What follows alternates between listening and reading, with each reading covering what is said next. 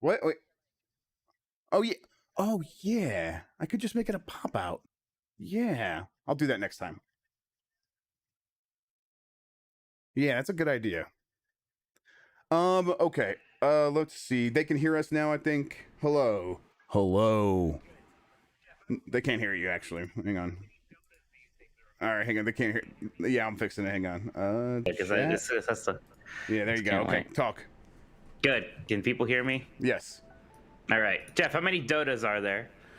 Okay. Well, I mean, there are infinite universes. So okay, how many in the mainline Dota series? This is just me. Look, all I do is watch. There's one.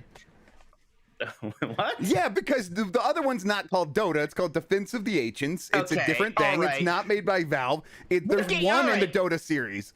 In Grubb Snacks, you talked about a hypothetical. Oh, like they're good. This is how Dota 4 is going to be. You just skipped Dota 3.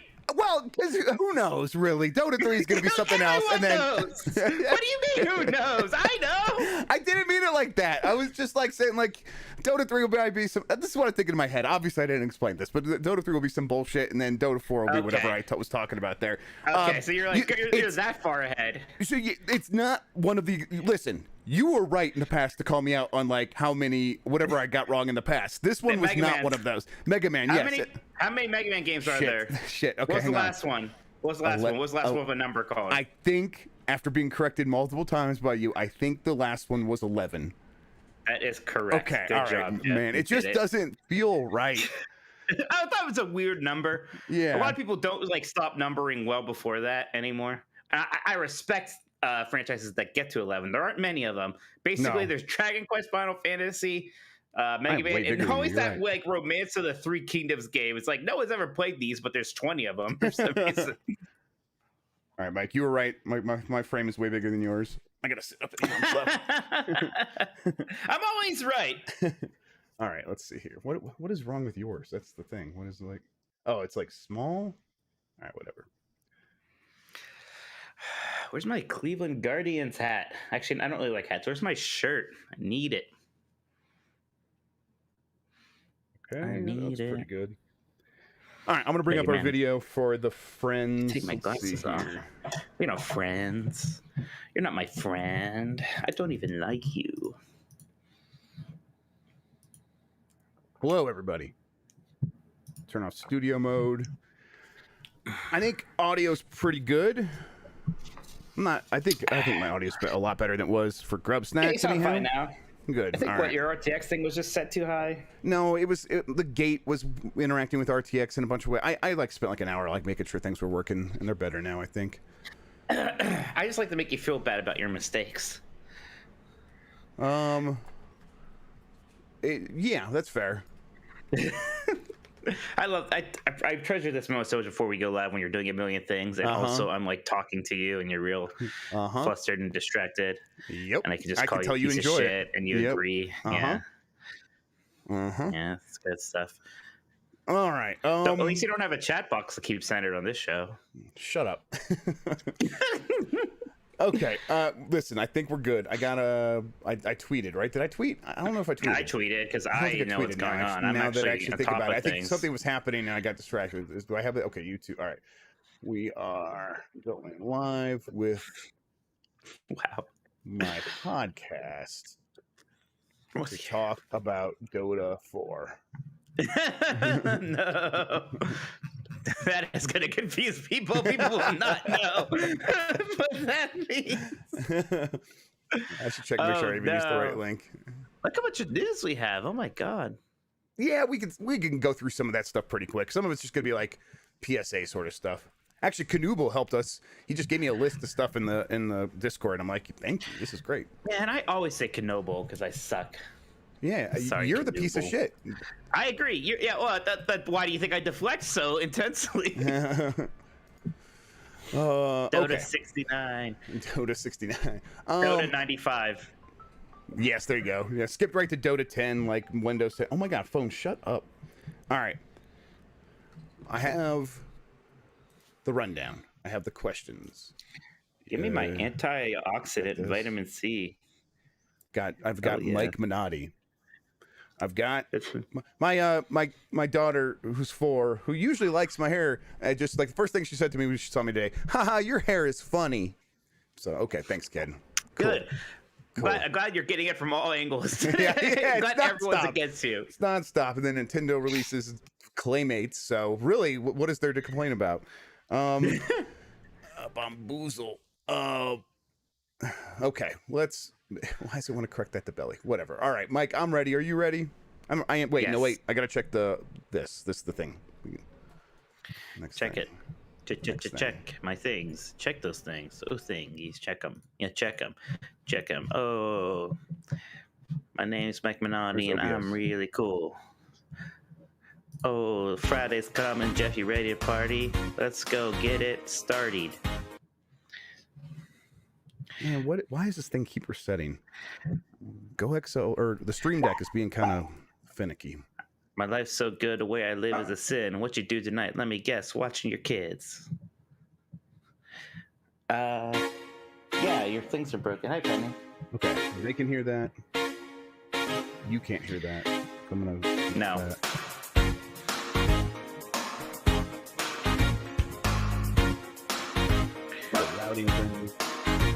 Well, what did you do? So now something real broken.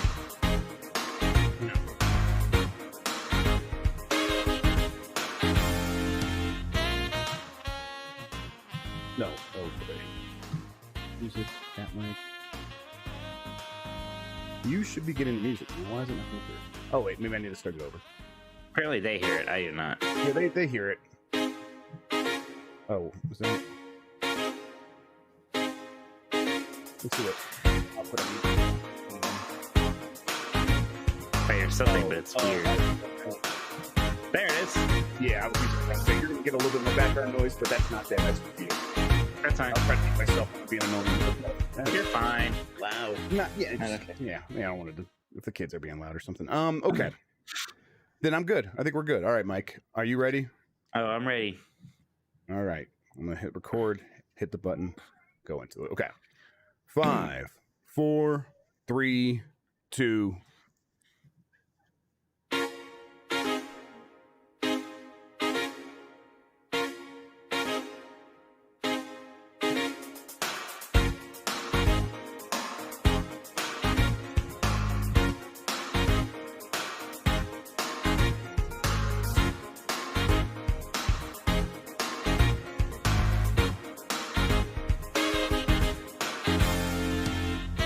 The internet, you're busy. Let's do this. Welcome to the GamesBeat Decides podcast. This is the podcast where we decide everything about the world of games so you don't have to think for yourself. I'm your host, Jeff Grubb. With me is Mike Minotti. Today's episode, we're going to talk about news and games and all that stuff. But Mike, I think there are 50 Dotas. That's how many Dotas I think there are. I was mad at Jeff because he's like, the next Dota 4. He made some joke like that at Grubb's Next. And I was like, once again, he doesn't know how many games there are in a series. Because I'm still mad about the time he was talking about Mega Man 12. I will make mistakes like that, but that one was mostly just a joke because Dota's this like ethereal thing. And yeah, one company's making Dota 2, but they didn't make Dota 1. So it's just kind of it was like a thing. Ice Frog kind of did, right? Ice Frog. Yeah, no, Ice sure. Frog? Yeah, Ice Frog. I think he's still. Frog. That's right. Ice Frog. He's there. I think he. I think so. I mean, yeah, Dota's weird. Dota's a game for nerds. I'm just going to say it. Yeah, thank you, Mike. Thank you for speaking truth to power. Not cool people like me, not meatfluencers like me. Meatfluencers are very cool. Cool kids play Pokemon Unite now. That's right. Yeah, that's downloaded Dota 3. That's why you're confused. I that was almost going to be the joke. Yeah, but I'm like, it's almost too obvious. All right. Thank you, everybody, for joining us. You get more from Mike and me at GamesBeat.com. If you have something to share with us, email the podcast at games+podcast@venturebeat.com or get us on Twitter at GamesBeat. Thank you to Carlos Ayin, who is Insane in the Rain Music on YouTube, for the use of our theme song. If you are listening to this on the website Player Widget, you can subscribe to the audio version on Apple Podcasts, Google Podcasts, Spotify, wherever your pods are caught. If you're watching on YouTube Live right now, hit the like button. It helps people find the show. And if you are listening to one of those audio versions, rate us wherever you're listening. That also helps people find the show. join the Discord. The link is in the description. I think it should still be discord.gg/GameMess, although I think we're on the cusp of losing that again, which is actually pretty stressful. I kind of hate this. Yeah, it's like all right. Yeah, every couple of days, it's like one person might not boost the server, so we're going to lose that. That's all right, buddy. You'll be okay. Yeah, still going to be stressed out about it, Mike, and there's nothing you could do about it.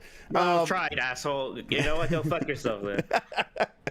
Support this show because Mike doesn't offer any by going to patreon.com/JeffGrubb. That gets you access to the private channels inside of my Discord. It's like the big bonus there, but also just helps with all this other stuff that we're doing. Absolutely. Man, some people in chat are very upset that my shirt is backwards to them. Look, Jeff mirrors the image, all right? Because I want us to face each other. No, you're right to do it, to be clear. I'm not criticizing you, but yes. Well, this is like, gosh, I post everything I do is a conspiracy. I posted that picture of a pizza I got the one time because of the way they cut it. Like some of the pepperoni slices went down into the cuts. So people were like, you photoshopped this pizza, or you took all the slices out and then rearranged them. Like some people were like, wow, you're a loser because you all took your slices oh, we forgot to take the picture and put it back in. I was like, dude, I'm eating this by myself. Yes, I posted a picture of pizza and it turned into this giant conspiracy theory. I missed this. This is bananas. What? Okay. All right. I'm going to have to check this out. It's probably gonna make me, is it going to make me mad, all the comments? I feel like this is something that's going to make me mad. Maybe it made me mad, but I don't know. Oh, all right. Well, all right. Yeah, join the Discord. I think actually the exclamation point Discord might work in chat now. So, yeah, again, if you're hanging out with us, welcome. We'll see if that actually does anything. Probably not. All right. I think that does it for the credits. Yeah, Mike, there's a bunch of news. Should we just hop right into it? Yes, let's get there. So the first story we're going to start with is this Blizzard lawsuit, the Activision Blizzard lawsuit that the state of California's Department of Fair Employment and Housing is bringing against the company. Those bureaucrats. Those bureaucrats after a 2-year investigation. So that's a joke in reference to what Activision's response was, but we'll get to that in a second. What is a bureaucrat? I've only ever hear it used in disdain. How would you define a bureaucrat? It's someone that's like what people say all the time. Right. It's the kind of thing you only use it when you are frustrated with the government or something like that, and you don't and you're trying to be dismissive of the government or whatever. But these, the other word for it is public servant, and these are just public servants that are just doing their jobs, trying to protect businesses or protect people from businesses because businesses have a lot of power. Bureaucrats almost went out. That was one of their top choices, actually. Oh, that would have been a name. Yeah, that would have been fantastic. I'll say that there is a lengthy list of complaints from the state against the company. We'll see how many of these end up sticking, if this stuff goes all the way through a court case or if there's some sort of settlement.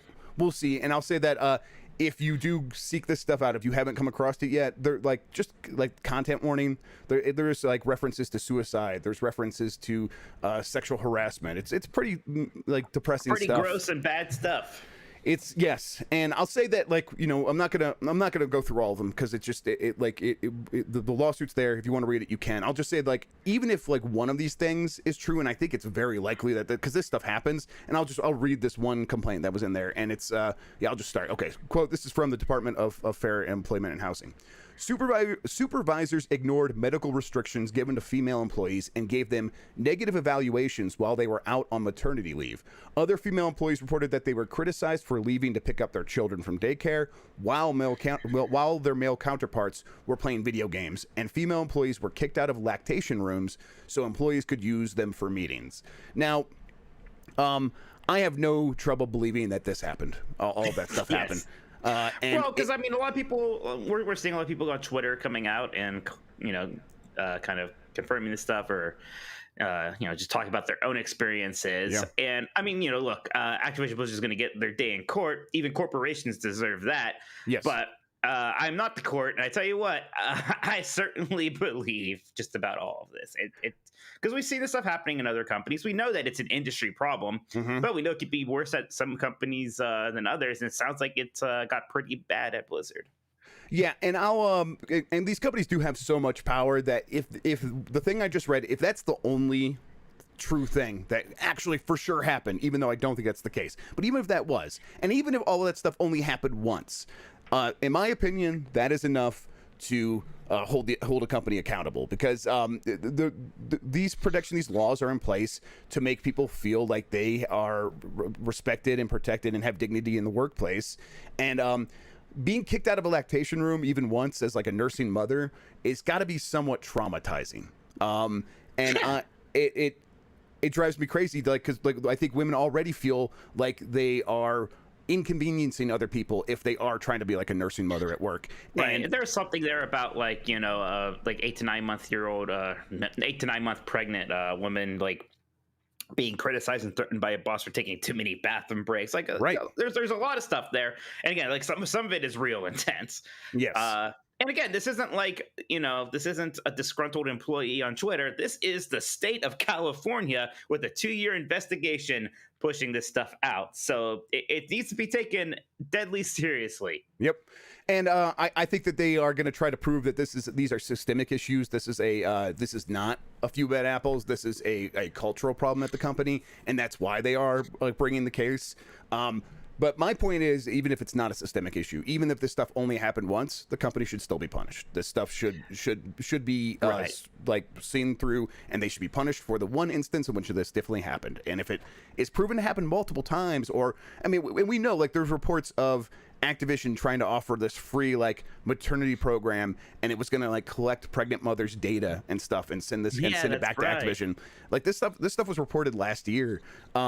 We know that they were considering that sort of stuff, and it's like this is why, because they're so focused on this sort of thing and trying to undermine the law-given rights of women and minorities. It's not just this stuff. Like there's like also like instances of racism, and black women specifically were feeling like they saw many times where they were passed over for promotions and they are paid less. I hope that this stuff goes, like, I hope the Department of Fair Employment and Housing sees this through and holds a really high bar for any sort of settlement, and doesn't like just take the first deal and actually does take this to court, because I would like to see some of this stuff actually proven once and for all. And you know, what is the solution here? Mike, I don't know if you have any ideas, but for me, I have like one idea, and it's not going to come from the company, but I wonder if like there's any thoughts that you might have on that, or a solution. Well, I mean, so, you know, legally wise, there's going to be a lot of fines, and I don't know what other repercussions there can be from the lawsuit. Aside from that, I don't know if, like, you know, that agency has the ability to say this person needs to resign and this person, you know, is going to jail. I don't know, like, if that's what happens. There will certainly be hefty fines.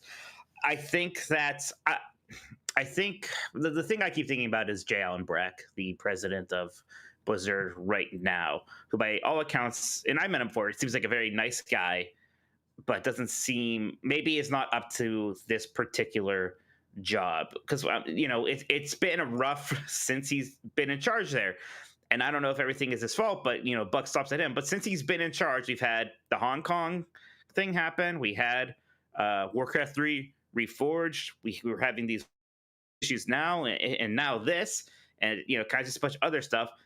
I mean, even before this, right? Blizzard's reputation has been taking kind of blow after blow, and now right. This.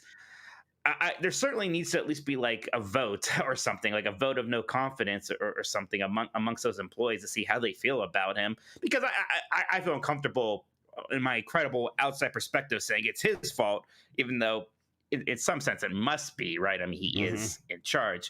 But I'm curious. I think the employees should have a chance to say if they want him to keep leading them or not. That is Bobby Kotick, and I mean, look, I already didn't like Bobby Kotick, right? Because he's been grossly overpaid forever, even with that pay cut he finally took. But he was making these immoral amounts of money while this investigation was going on and stuff like that.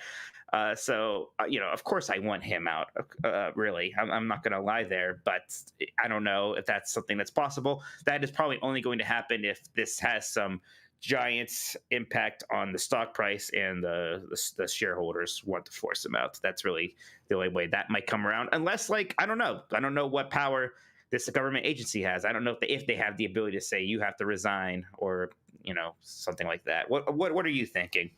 Yeah, I'll just like there was a study that came out in the last couple of weeks about the power of unions, and they're not just like good for wages and good for benefits. They actually have an anti-racism effect where once people start thinking of themselves as a collective of workers and they see each other as, oh, that's someone I that is part of my cohort of people trying to do better for each other, it has an effect of people seeing the dignity in each other a lot more. That's something that just could not come from the top down. It would have to come from the workers themselves and the union, and the union would be the kind of thing where also you could go to them and say, hey, I do feel like I'm being mistreated, or I do feel like the workplace is toxic, and the union would potentially do more about that than an HR representative. That's another big thing here is the failings of the HR department. We're seeing more and more of that. These HR departments that report to the top brass, right? That report to the people in charge. They're completely ineffective, and it's a systemic issue here, and it has to have some kind of a fix. And there's got to be outside arbitrators instead of these HR departments that have been, they've been no good. Yeah, and I'm not going to say that like a union is a magic bullet or something like that, but it definitely seems like the kind of thing that could make a positive difference. It would be like a net positive in the situation of ensuring that these people feel like they have someone they can actually go to that will fight for them, and especially if like when it comes to supervisors, because supervisors wouldn't be in the union, and if they're the ones like dating employees and causing problems with them, and the union would be able to fight and step in and say this is an issue that needs to be resolved, and we have the power to make that happen. So yeah, I feel like this is one more check mark in the box of like why unionization of the gaming industry would make a difference. Whether or not we get there is still a question. So another weird thing about this was the Activision Blizzard response we had to this immediately afterwards, which was very combative and very much like, how dare they? This isn't true. But then today there's that internal memo from Brack at Blizzard, which was much more like, we're gonna fix this. So like, which one is it? Is it not true, or is it true and we have to fix the problem, or there is no problem? There's conflicting messages there. You know what it is? I think it's that Bobby Kotick is the kind of person that like has the lawyers in charge, and the lawyers are the ones that are going to come out and make these statements to the public. And that's what this company is. It's a bunch of people overseeing a bunch of IP, and then they bring in some talent to make some games. And if that talent leaves, oh well, the lawyers are still in charge. That's what it feels like to me. I'll say that the one thing from Activision that really irked me was that I'll just read this is one section of the statement. It's not the whole statement, but they were basically complaining that the complaints from the department was bringing up instances that they thought were unfair. They said some things were untrue, but then they said the thing involving the suicide was like tasteless or something. It was how they were trying to frame it. Right. And they said it is this type of irresponsible behavior from unaccountable state bureaucrats that are driving many of the state's best businesses out of California. And it just sounds like deep state stuff. Like, oh, the deep state's coming for me. Right. And it's just, exactly. Let's see them move then. Right.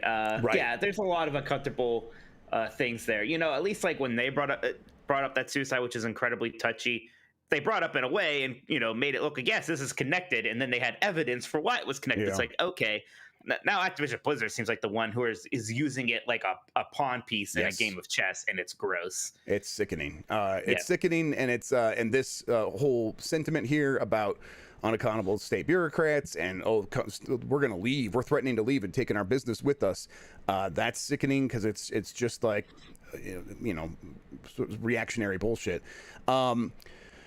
But yeah, again, these are like unaccountable state bureaucrats. These are just kind of people working a job. They are public servants. They're trying to. They hear these complaints and they investigate them. They spend 2 years of their life on it. It's not the kind of thing where it's like it seems like some sort of vendetta. It just seems like a thorough investigation that is leading to some dark places, and they want to see it through. So, do you think this is going to have impact on like how many people are playing Activision Blizzard games? No. I think it's going to have, I think it might impact World of Warcraft, just because World of Warcraft has been on this downward slope. There's a lot of people who have been dissatisfied with it. And World of Warcraft is specifically pointed out in this I think a lot of people have been looking for reasons to stop playing World of Warcraft, and Final Fantasy 14 was one of them.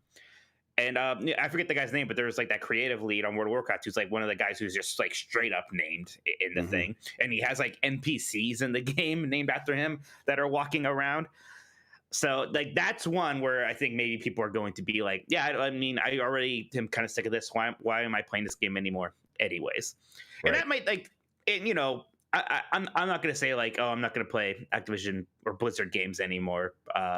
Part of that is because I'm a bad person who's ultimately just going to do things that I want to do. Like I'm going to play Diablo 2, but like we know from in the past, like people have said this, like not like stopping supporting these games isn't necessarily going to help these, you know, these employees in the trenches, especially because we know they have these awful like performance based metrics for how much they get paid, right? So. And to just not play those games anymore, maybe that's not helping. Again, you know, like if Diablo 2 is a flop, it's not like Bobby Kotick is going to get paid less. And one of the things that's like truly depressing, like thinking about this stuff, is there's no guarantee if these people leave Blizzard that the place they're going to end up at is going to be much better. It is sort of endemic to industry. It's endemic to games. It seems like that there's a lot of this culture in a lot of places, but some businesses do seem better. Some seem more aware. Some have been through this stuff before and have put stuff in place, and it does seem to have made some difference. I think, you know, EA's not perfect by a long shot. But they have been looking better lately. Remember when they were the big villain? They've been looking great. They actually, you know, like EA Originals, like, oh, they actually make some interesting games now. Right. Whereas Activision Blizzard is like, oh, it's just Call of Duty and whatever Blizzard's doing. That's literally it anymore. And I've talked to people, you know, I said this on Grubb Snacks, but I've talked to people that went from like Activision and like the Call of Duty side of stuff, and then went to like Respawn or went to some other studio over at EA, and they were like, it's a world of difference. It is so much different than what it's like over there. So it's like when I was reading this, it's like, yeah, I know a lot of it was focused on Blizzard, but I think the rest of Activision isn't much better. The Call of Duty teams seem to have some of this stuff as well. So yeah, it does seem like there is a way to do this stuff where people aren't completely miserable at their jobs. So the idea of Blizzard saying all this stuff isn't true and we're going to fight it is kind of laughable, because we know that they could be doing better. Absolutely. Yeah, just sorry state of affairs there, and it's going to be interesting to see. So I wonder what morale was like yesterday, man, at Blizzard. I know that there was at least like one kind of smallish game announcement that was supposed to happen, like not like a new game, but you know, like something for one of these games, and it was just canceled. Like we're not talking about that anymore. I think they probably had a lot of. Well, you would think they would have like all hands on deck meeting, but if Brex sent out a memo, maybe not. But they might not even all be in studio yet, huh? So who knows what they could do? That's right. Mean, they do like, you know, Zoom groups or whatever, but I mean, maybe the memo leads to that. But yeah, I haven't seen this memo. Is there anything else from it that we should talk about before we move on? I mean, you should look at it. I will. I mean, you know, again, it's Brex, you know, sounding like a nice guy. Saying that, you know, we're gonna talk to everybody, we're gonna listen, and, you know, make some changes. And he specifically talks about how he hates bro culture. But there's a video going around from 10 years ago where he's part of a World of Warcraft panel where, you know, a woman comes up and says, "Hey, why do all the characters like look like they're dressed in, you know, bikini armors?" And like basically the whole panel like laughs at her. So and he's on that panel. It doesn't look great, but. So I don't know. It's worth it. But again, the interesting about is just the juxtaposition between that and the official Activision Blizzard sponsor, which says everything's fine and it's great here and people love it and there's so much diversity. You wouldn't believe all the diversity we have. We're just drowning in diversity over here. And as long as we keep saying diversity and bureaucrats and all these buzzwords, we're going to be fine. Yep. So gives me the skeevies. Yeah, it's no good. Yep, and I'm sorry for anybody who was affected negatively by this stuff. A lot of gruesome details there. Right, I mean, it upsets me because I cover Blizzard games a lot. That was one of my main beats, and I've talked to a lot of people, a lot of great people there, a lot of great women who have worked there, and it's distressing. It's not good. All right, let's move on. EA Play happened, and it was pretty good. I guess, what was your overall take on it? I thought it was okay. It was entertaining.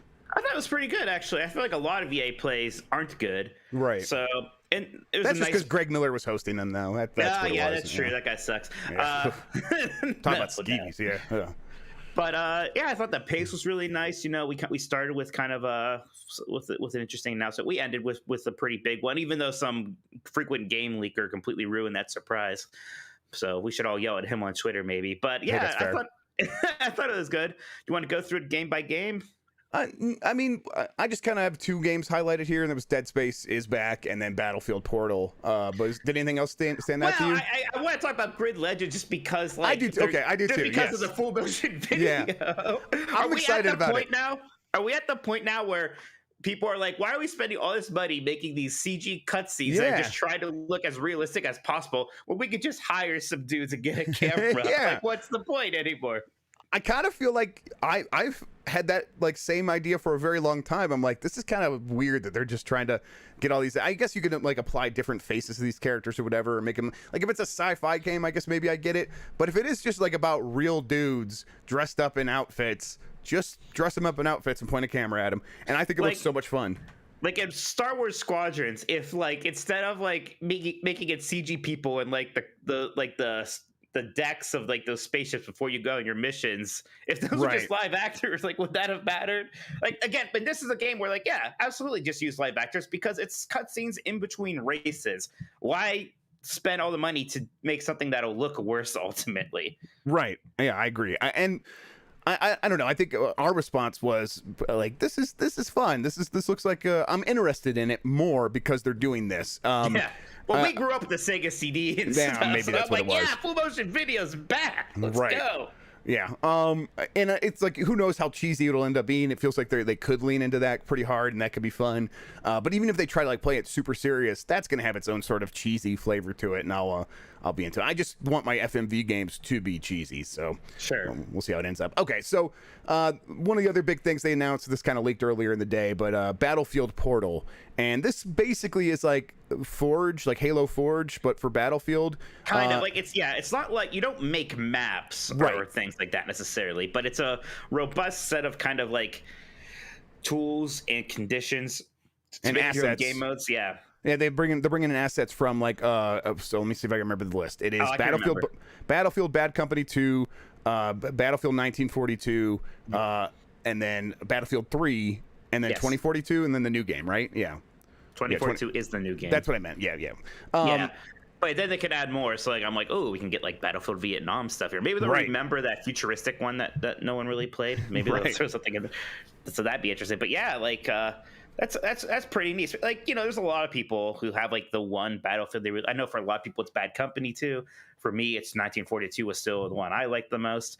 So, and they're like showing off some like ways how that could be. Like the one was like like 5 people from 2042 versus like, you know, a bunch quality more versus people quantity. Yeah, versus 1942. I'm like, yes, that looks sweet. That's cool. Literally the first thing I thought about when they announced, when I heard about this actually. So I had heard about this and I'm like, okay. And then I thought about, there's this Reddit thread about like what would happen if like a small squadron of modern soldiers had to face down like the entire army, like the entire military of Rome, like ancient Rome. And someone like wrote like kind of like a treatment about it, and that person actually got hired to like write that script or whatever because he was so good at characterization or whatever. But it's like, yeah, people spend a long time trying to debate like, okay, the entire Roman military versus a squadron of modern, and it's like, yeah, that's a great idea. They should do that in a game eventually. And then they did that. I'm like, that probably won't be possible. And like, no, they can figure it out, like, because they're just gonna the 1942 weapons are gonna work like 1942 weapons, and the modern weapons are gonna work in modern weapons. So if you just put them together and don't make any changes to it,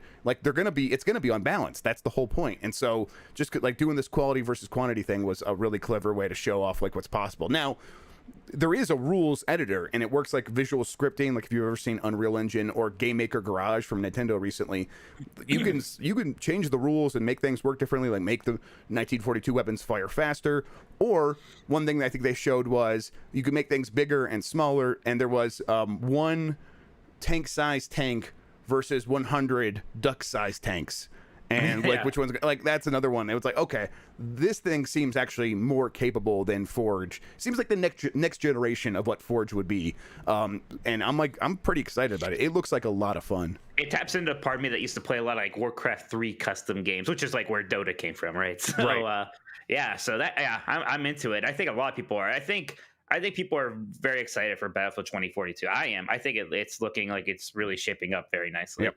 Yeah, I agree. It's the E3 presentation they showed during the Xbox thing just looked also like so much fun, and that was just the standard multiplayer and all the stuff that's happening there, and then having this to the side. And to be clear, this is like it almost feels like another game attached to this. Like Battlefield Portal almost feels like it could be its own game. It's made by a different studio. It's made by Ripple Effect, which was Dice LA.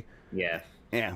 What's neat here too is like, you know, you would almost expect these resources to have been spent on like another Battlefield Battle Royale, right? And no, instead we're getting this, like something different and neat, and like I'm into it. And you know, who knows? Maybe with those tools you can make a Battle Royale, anyways. I don't know. Right? Exactly. Yeah, and I bet you probably can. I bet people will try that, and they'll try some mixing it up a little bit. And I wonder how what the terms of service is going to be, because like Warcraft 3 Reforged or whatever it was had that issue where they're like, and we own any idea you come up with in this. Sure. And so if you come up with Dota 3, we're going to own that. So I wonder if like they're going to say there is going to be a bit of that. I bet there will be too. Yeah, it's it would be a shame, but I agree with you. I think it's I just hope that like the discoverability of it is good. I hope that EA does a good job like highlighting like these game modes, like the ones that are really interesting, but also highlighting new ones. Like I already suspect that the quality versus quantity is going to be like a big deal. So I hope it's not like it's not like I'm back in 1998 going through GameSpy looking through servers. That's like finding one of those. I hope I can still like push a button and play that mode. Yes, I agree. I think that'll be a big part of making sure that whole thing works, because that's always the issue with like these creation engine stuff where okay, it's there, but like how do I find the thing that's actually going to be something that I enjoy? And that's the real difficult challenge. GameSpy, where did that finally end up before it became irrelevant? I think IGN owned it, and then IGN owned like the editorial side, but I mean like the GameSpy, because it was always confusing how there's GameSpy and it was like the same brand, but it was like a news site, right? And then there was like, this is how you play online games.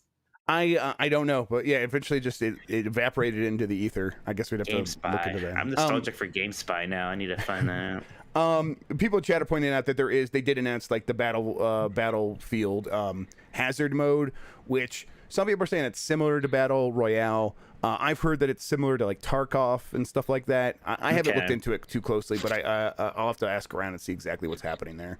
But like a Tarkov mode in a big game like that there's a lot of people who play Escape from Tarkov, so I wonder if that has a chance of taking off. Take off like Tarkov. The PLAYDATE has a pre-order date. You could begin pre-ordering the PLAYDATE on July 29th for $179. This is that little yellow Game Boy looking thing with the crank. With the crank. That's right. Crank it up. Crank it out. You. Yeah, I mean that's the joke. It's right there. That's not where I was going, to be clear. I mean, it's kind of impossible not to go there. Well, I didn't, so you're just a dirty weirdo. I love to crank it, and so I'm excited to pre-order this thing. It wasn't an invitation to keep going with it. Tell me about your stupid bad Game Boy. I want this thing. I don't know why I came out against it. Yeah, I was just mad at you. You be hostile towards me, not towards the PLAYDATE. How dare you? Now I lashed out at the PLAYDATE. It's just a cute little thing, Mike. You don't have to attack it. It's so vulnerable I and know little. At some point you're going to ask me if I'm going to pre-order it. I'm telling you right now, I'm not. I'm going to wait and see a little bit on this one. I'm definitely pre-ordering it. It's got like Bennett Foddy making games and stuff like that, and I think they got the guy that made Papers, Please. I think he's working on it too. Like, so they have developers that are very cool making games for this thing, and so I don't want to miss out on that stuff. So I'm gonna get it. And also I love to crank it. So, GigaLeak. So this Nintendo GigaLeak has been something that has been dripping out slowly over time. The people who have this data are just like taking their time, and when they feel like a lull happen, they reveal more stuff. And the highlight, I think, of like the most recent part of this was that Retro Studios, the developer of Metroid Prime, was working on for some time a Zelda game starring Sheik from Ocarina of Time, and this was going to be how Nintendo was going to make a game where you could play as Zelda, because you're going to play as Sheik and Sheik could turn into Zelda. And I think this is something that Miyamoto spoke about a little bit way back in like 2016. Like when people, hey, can we play as? Are we gonna play as Zelda ever in a game? And he's like, well, we think that's a great idea, but we're not gonna do that in Breath of the Wild. But we were considering this thing, and it turns out Retro Studios was the team working on that. I wonder if this is the game that they were working on, like in that like dead zone where we didn't hear much from Retro before they had to go to Metroid Prime 4. Yeah, it seems like that might have been the deal. Maybe I could see that happening, and I could see why they would want to make this game. Because for one thing, it could just be like an Ocarina of Time mid-cool, right? Like this could take place in between the time jump when Zelda and Sheik is sort of on her own. Interesting though, like what kind of game would that be? Like would it be like a Ninja Gaiden, something like? Would it just be a traditional Zelda game, but you're playing as Sheik? All I can think, because I played Sheik in Smash Bros. Melee a lot, so I'm just picturing like going around like stacking up my knives and doing my jumping air move that killed everybody. So I don't know. Do you think this is ever actually coming out? I feel like this is something that maybe because they're going to Prime 4 now, I don't know if they're just going to like jump back on this at some point. This is probably something that's just dead. I mean, Metroid Prime 4 makes more sense. It's like they could keep making Metroid games, and the Zelda games are going to be fine. I'll tell you what, like just because like I assume stealth's involved, like it gives me strong StarCraft Ghost vibes. Yeah. Like, so it's like we know how that went. So I don't know. Yeah, it's a good reference point. This is more of like a PSA. The Google Doodle today is a JRPG based on the Olympics and anime and Japan, because the Olympics started today in Tokyo. But so if you go to google.com and you click the doodle, it opens up into a full JRPG. It almost feels like Sports Story a little bit. I played a little bit of it. It's fun. There's characters to talk to. There's quests that you go down different paths to challenge different champions in different sports. And I won the archery thing, and I beat the guy in ping pong and stuff like that. It's fun. It's a cool little thing to check out. I'm gonna try to probably play through the whole thing because it's why not? It's better than working. Here's another PSA: don't play New World. Amazon's new massively multiplayer online game, and not just because it's an MMO, although that's a very good reason to not play that game. Wow. Don't play it because it's bricking 3090s. Well, don't play it if you have a 3090. I wouldn't play it at all. I wouldn't play it at all. Definitely if you have an NVIDIA card. If you have an NVIDIA card, I would not touch this thing. I would be give it a little bit. It is fun though. There's something there, I think. So yeah, you played this game. What do you think? Is this one of your games this week? Should we hold off? Gosh, I kind of forgot about that. But yes, I did play this game. I played like a preview right before the beta started, so I played for like 4 hours in the intro, and it's kind of like Elder Scrolls Online with like a bit faster combat and more of an emphasis on crafting. It's fun. I think there could be something there. I mean, it's an MMO. There's so many other questions about it. But even in my demo, though, like performance issues were bothering me. Like I was lowering the graphics settings almost as much as I could, and I would like when I enter like a town, it would still like not be able to reach 60 frames per second consistently, and that was bothering me. So like I wasn't too. I mean, I was surprised obviously that it was bricking graphics cards, but I wasn't too surprised that there was some kind of graphics related issue there. Sorry, I'm pinning this thing about super chats to the thing. Okay, there we go. Mike, people were talking about want us to talk about the music that they used during the Olympics opening ceremony, and I know they used a lot of video game music, but I haven't really heard it myself. Yeah, I've been watching it later. I mean, I'm not surprised. I heard Nier was used, which is funny considering that's how cool. Yeah, which has great music, but also is about like a futuristic hellscape. Right. So that's fun. I mean, I haven't listened. I assumed video games are going to pit. I mean, when they ended the last Olympics, right, and they do the kind of handoff thing, it was the prime minister coming out of a pipe dressed like Mario, right? So I always figured video games were aesthetically going to be a big part of the presentation of this, and who knows how cool that could have looked if this was like a full blown, not like compromise because of the pandemic Olympics. But no, I have not seen the opening ceremony. So people are bringing in, there's some Dragon Quest music, some Chrono Trigger music, Final Fantasy, Sonic, Kingdom Hearts. That's pretty cool. Tales of a Phantasy Star even. If they got Phantasy Star music in there and the Tales games, a lot of Jared. That's pretty neat. That's pretty cool. So if anyone's got like a good resource, like a good video to like just go watch, if like it's up on YouTube or something, send that link in the chat and I'll include it in the show notes. Yeah, that's what I figured. Like if this cool stuff happens, I could watch it on YouTube later. I'm not going to watch the opening ceremonies live. Like I would, but Yeah, it was just too early. I'm sure they're gonna play it. They might play it in prime time tonight, so I'll put on NBC and see if it comes on or something like that. Let's see, where are we at? Okay, so for 16 years or something like that, Ubisoft has had an art director working on the Assassin's Creed games by the name of Rafael Lacosta. He has left Ubisoft, and he is going to work on Jade Raymond's new game at Haven Studios, which is going to be a PS5 game, and Sony is funding that. So, not much for me to say there. I feel like the Assassin's Creed games do have a look, but I've never been like blown away by them, like artistically. I mean, they have a look. It leans heavily on being, realistic-ish. Yeah. Like grimy, gritty, realistic, I suppose. So, yeah, I mean, I think they'll be fine without him, and I think he'll have a lot to contribute to this new game. I think it'll work out fine for everyone. Yes. And I think that, if you need an art director and you need someone with a lot of experience and you're trying to make something that you can actually ship, which is something that Jade Raymond had issues with the last couple places, bringing in someone that has consistently been able to ship games like that is a good idea. Speaking of people leaving studios, 7 senior developers have left Gearbox, probably just to get away from Randy Pitchford, but well, maybe he made them disappear with magic. Goddamn, that was the joke. Yeah, maybe, Mike. And they're going to reappear at their own studio. Maybe they were really just like, man, I do not want to go to the stupid studio premiere party for that movie, because that's going to be just a giant victory lap for Randy Pitchford, and it's going to be so obnoxious. And with him with like a selfie stick and stuff. Yes, with all the celebrities. Oh my God, he's going to be like a pig in shit at that, and they do not want to smell it. Oh, I don't want to see anything from that. I'm going to turn off the internet when that happens. Yeah, it's going to be awful. It's going to be awful. It's going to be really awful. Epic bought Sketchfab and Unity bought Speedtree, so more acquisitions happening on the tech side of stuff. We hear all about developers. I don't know what either of those two things are, and I don't mean Unity and Epic. I know who they are.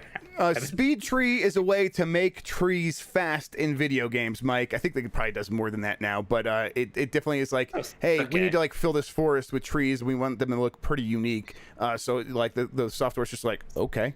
Just using that No Man's Sky tech. Yeah, basically. It's procedural generation and stuff. And then Sketchfab is a place where artists can buy and sell 3D models, basically. So that makes a lot of sense for actually which one got that one. Let's see, Epic. So yeah, that one makes a lot of sense for Unreal. So speaking of buying and selling art, were you pretty surprised in the Ubisoft financials when they were like, they listed Beyond Good and Evil 2 as a real video game still? Yes, I was surprised by that. And I was like, okay.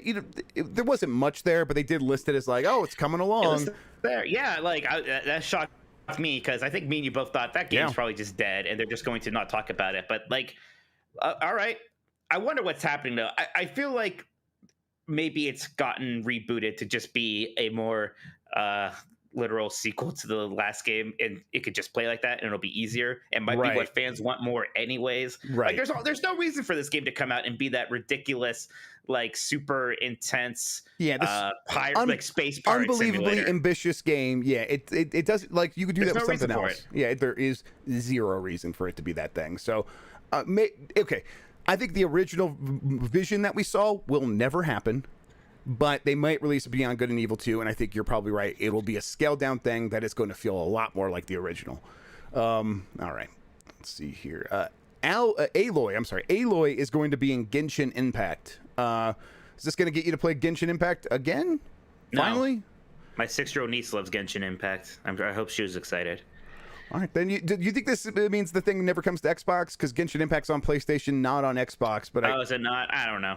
Yeah, it's like hard to say, because I think they are planning to bring it to Switch, and I wonder if that's more just like, a Japanese company, not I wouldn't read too much into it because of that. I mean, we see plenty of these games now with everyone showing up everywhere, like all these Fortnite characters, right? So who knows? Yeah.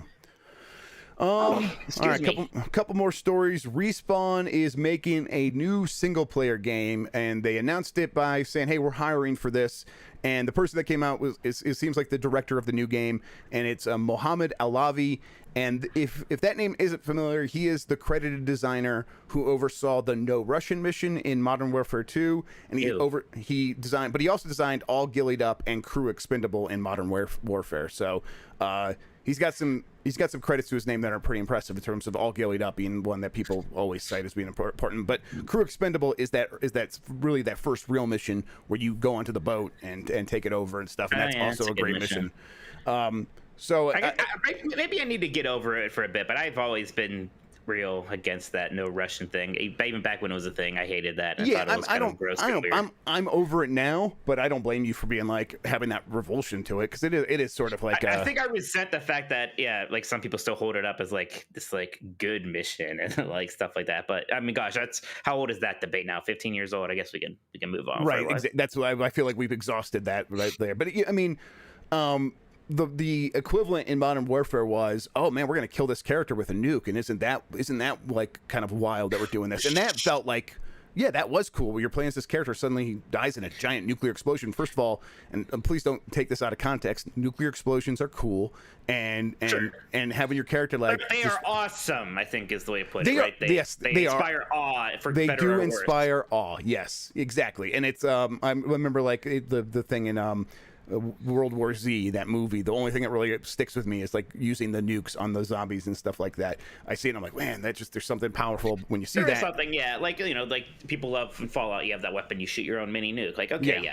it is exactly, kind of quote unquote cool, as awful as that technology is. Yeah. So I want to talk about the other side of stuff when nukes are involved, but like, there's no context where a terrorist attack with hundreds of dead civilians in an airport is cool or fun. Exactly. Or interesting. Yes. Or it's not interesting. It's not. I didn't get it. I thought it was weird. Yep, I agree. Especially because like you're not like you, at least like I don't know, maybe go all up. It's like, oh, you're like undercover. I'm like, okay. What good am I as this undercover agent that's just taking part in what seems to be the worst like mass shooting ever? Right. I'm not stopping this. Right. I'm sure, like I don't remember the story. I'm sure it was like, oh, because the real thing was the nuclear attack that you had to stop. Like, okay, well, you didn't have to write it this way to make me feel like Garbaggio about whatever this thing was. Yeah, I'll give it up though. I'll give it up. That rules. That's good. So, what do you think he's making? What is he doing with them?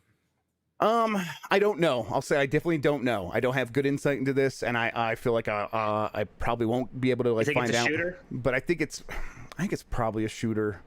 Probably, yeah. I don't know. I feel like, you know, they'll probably come up with some ideas. They must have been prototyping for a while if they're like announcing, hey, we need to hire people and we have an idea. But I wonder what it ends up looking like, because I'm saying, yeah, shooter, but I really have no other idea beyond that. I think it'll have a lot of these sort of, you know, scripted scenes where it's like something really intense or cool is going to happen. I think it's going to be focused on that stuff just based on his credits, but who knows? Maybe I'm wrong. All right, so not to get back on No Russian, but I see a lot of people chat like, oh, you don't have to shoot anybody. Okay, if I'm walking around with like 3 people who are just mercilessly shooting into a crowd of civilians, I'm going to feel slightly like a part of that. Yes, it doesn't matter. I didn't shoot them, and I still, yeah. If you shoot the people shooting all the civilians, you fail the mission, right? Also, it's like kind of weird because like, aren't they like, hey, buddy, why aren't you shooting any of these people with us? That's what you're. So yeah, I don't know. It's a problematic thing all around. Again, I'm not gonna, you know, be mad at you if you thought it was cool. I will disagree vehemently though. I don't get it. I don't get a lot of things. I don't get slasher movies. I don't get lettuce. So, you know, I just have bad opinions about things sometimes. All right. It doesn't get lettuce, everybody. Skull and Weird, Bones. Gross, watery, disgusting thing that takes over the texture and flavor of much better foods. Don't understand it. Okay, I will agree that like the lettuce that like overruns the sandwich absolutely is too much. I want like a light bit of lettuce. I can't believe when I see people ordering like subs, and I can't believe how much lettuce they put on there. Like, yeah, it's right. It's just something extra to chew on. I don't get it either. That like I put spinach. Spinach on a sub is what I get actually. All right, so we did respawn. Skull and Bones, a report came out, I think, from Kotaku, and basically it sounds like it's in development hell. They don't know what the game should be. It started forever ago as an expansion to Assassin's Creed 4. Right. And this report made me feel bad because I thought I was really onto something with like, oh, they're going to just make this as part of Assassin's Creed Infinity now. But apparently, like, there's a deal with Singapore that like they have to release this game. So Singapore once again ruining my theories. Yeah, thanks a lot, Singapore. Darn it. To me, this still seems like something that, like, if it does come out, it's probably gonna just be bad and just like shipped out. But yeah, the people have worked on this game for 5 years. They're burning out because they don't have it. There's no vision. No one understands what they should be working on, and that just sounds like a bad time. It sounds like a bad time. Right. It seems like they're like, is this like an MMO? Is this like a, session-based deathmatch game? Like, what is this? Like, do you go onto the islands in person or not? Like, is it just Assassin's Creed? So it's pretty rough. They should have probably just made a Black Flag sequel. Is what they probably should have done. And some of the devs were saying there was a version of this that could have launched kind of like in early access and like found itself over time. Right. And that's what happened with Sea of Thieves. It seems like maybe they should have just done that and gotten this thing out and over with. And then if it fizzled out and failed like a couple of other Ubisoft games have, I mean, so be it. Like, start working on something else at that point. Right. Mike, new Nintendo Switch Online games came out, and I know you're excited. Man, this is bad even from my view. Sometimes I defend these things, like, oh, that game is good. This is pretty good. And I owned Claymates. I played that game way more than it deserved to be played. I'll tell you that. And I don't think I even know what the other two were. They're Jelly Boy and Bomboozle, which, whatever. You're a Jelly Boy. I am a Jelly Boy. I've never played those games. I don't think I've ever played Claymates. I'll try them, but it just is a depressing list. I'll probably be amused to play Claymates again because again I had that game and I'll be like, man, this. Yeah, what is Claymates? What is it's Claymates? It's a 2D platformer it used the same kind of like thing that Clay Fighters did, where they took, instead of like snapshots of digitized actors, it's digitized clay models for the animations. So that's the gimmick. All right. I feel it's like not Clay Fighters. Some people think it's Clay Fighters. Right. I wish it was Clay Fighters. That game was like fun. Yeah, it was fun. It was stupid and probably like very poorly balanced, but it was amusing. Yeah. Nick Turbo in chat does point out that for the Japanese version of this like announcement, they got Shin Megami Tensei If, which right. I don't even know if that was ever translated for the US. That's why we're not getting it. Right. Oh, yeah. So but it does feel like, if this is your lineup, can you just wait until you have more games? Yeah, just don't even do it. Don't even do it. Isn't Earthbound not on there? Like, how are they not just like, just put Earthbound on there at least? Right. Again, like, I don't have the whole list. I know there are things missing from there that they could put on. Like, what about UN Squadron, was somebody brought up on Nintendogs, right? Like this, shmup. I don't think that's on there. How hard can it be to get the rights for UN Squadron? Right. Again, assuming that's not on there. Maybe it is. Maybe I'm wrong. Now I'm looking it up because I'm scared. Yeah, look it up. If it's on there, I'm going to go play it. Tom Clancy's X Defiant got announced. Did we talk about that last week? I can't remember.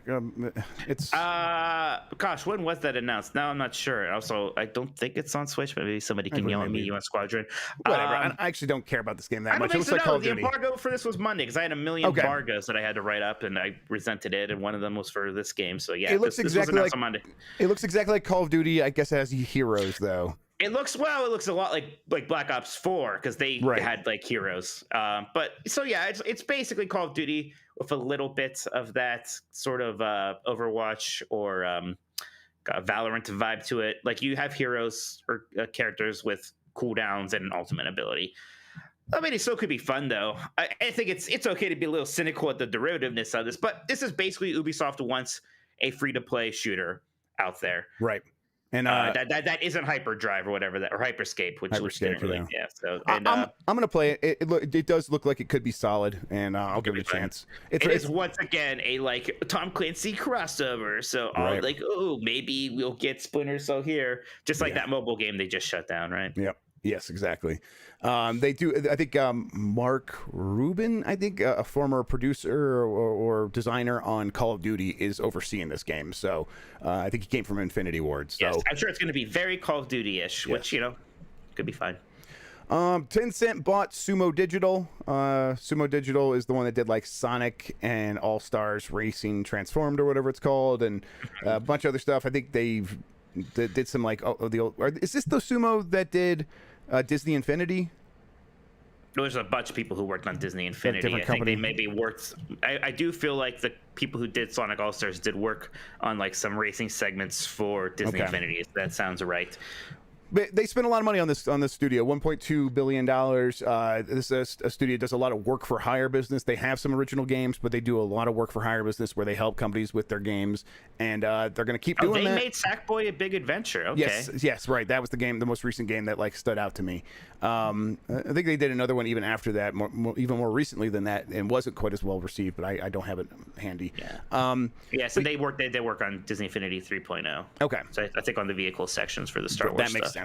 But yeah, I think this is just like an example of a studio being worth a lot and saying, hey, there's a buyer out there willing to pay us a lot. Like, this is more money than Sony spent on Insomniac, right? So it's like 4 times more than what they spent on Insomniac, right? Yeah. Man, well, Sony got a ridiculous deal with Insomniac. Yes, they did. But yeah, the studios like if a studio like Sumo can go for that much, I think a lot of other companies are going to be looking around and saying, hey, it's time to sell. So I would imagine that something like this only fuels the fire of acquisitions that we've seen happening. Man, there's a game I won on Switch. Is Sonic and All Stars Racing Transformed. Like Team Sonic Racing was okay. It's not as good, yeah. Racing Transformed was fantastic. Right. That's like that might be the best Wii U game. I love that thing on Wii U. That game rules. They need to put it out, and they need to give it the like the auto driving, the auto steering controls that Mario Kart 8 Deluxe has. The kids can so I play can let more. my kids play it, because there's some like cool Sega stuff in that game that would be fun to let them take a look at. Finally, I wrote down here, XCOM Legends. Does it look like shit? Oh God, are we talking about XCOM Legends or are we talking about Kotaku? Just be honest. We have questions about Kotaku, so we'll deal with that when it comes. It looks like the mobile game version of a big franchise, which I felt like even just a year ago everybody was saying they needed to do, and I feel like already everybody's like, wait, why are we doing this? Is this working? Maybe not. Yeah. Again, like the Tom Clancy Ubisoft game is getting shut down already. There was a Crash Bandicoot auto runner that launched alright. I don't know what it's up to now. So, I mean, look, I don't know. You could. I don't know if it looks like shit. It looks like poo. It looks like a sturdy log of poo that is repugnant and all the same. Yeah, I think it's. I think people were trying to have a couple different conversations there, but I think the game looks bad. I think it looks like shit. I mean, I probably won't give it a chance because I don't give many mobile games a chance. I think that's the thing. I don't play mobile games I don't like them because I do think that they are often shit. And I understand if you work on mobile games that seems dismissive and mean spirited, but I also I can't help the way I feel about them. I don't like them usually. Right, and this it does look particularly bad. Like this doesn't look like a good effort, but I mean that's just we're basing it on early stuff, and I get people want. Maybe don't open up with the headline being mean. I guess we can jump into that when we get to the questions. Sure. Okay, Mike, that is all the news. That was a lot of stories. That's 16 here, but there was some with some subheads. So honestly, there was like almost 20 things we talked about there. Gosh, we could even talk more about Activision Blizzard because I mean, Bloomberg did have a separate story the day after about like what happened with Warcraft 3 Reforged, and it's what you manage. It's mismanagement and it's interference from Activision Blizzard and a bunch of bad decisions. So I think we have questions about all this stuff. So if you want to start with the super chats, we do that, and then we can. I got some questions from the Discord that we can get into. Sure. So Jeremy G was the first one to send a super chat today. He just said dibs on first super chat. Oh, you got it, Jeremy. Good job. Thank you, Jeremy. Kung Fu Hot Dog says, hello, my favorite gents. If you weren't into gaming, what careers would you both have in an alternate universe? That's interesting. So a couple things here. I've worked like 25 different jobs in my life. I did a lot of delivery stuff. I worked as a courier in Columbus, Ohio, but I also worked as just a delivery guy at like Jimmy John's and different pizza places and stuff like that. I worked at warehouses and stuff. So basically, I'd be doing like labor. I'd be just doing laborious tasks more than likely. My dream scenario was either become a games journalist or become a movie director, and I don't know how to direct a movie. I didn't know how to be a games journalist early on either, but it turned out I think learning to be a games journalist was a little bit easier than learning how to make a movie. So I kind of ended up here, and I'm pretty happy. My first major in college was actually film. I was in a film program for a semester, and I was like, I don't like this. I do not like the other people in this program. So that's when I got out of that. I don't know.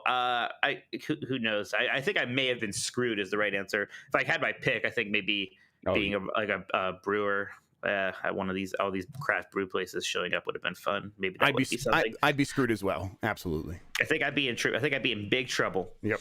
Thank God for video games. Christopher Minotti says, "Go Cleveland Guardians!" Hey, heck yeah! I'm excited to get some merch. I've been holding off on getting any more Indians merch forever because, like, well, they're changing the name soon. So, right. like, well, what am I going to do with this?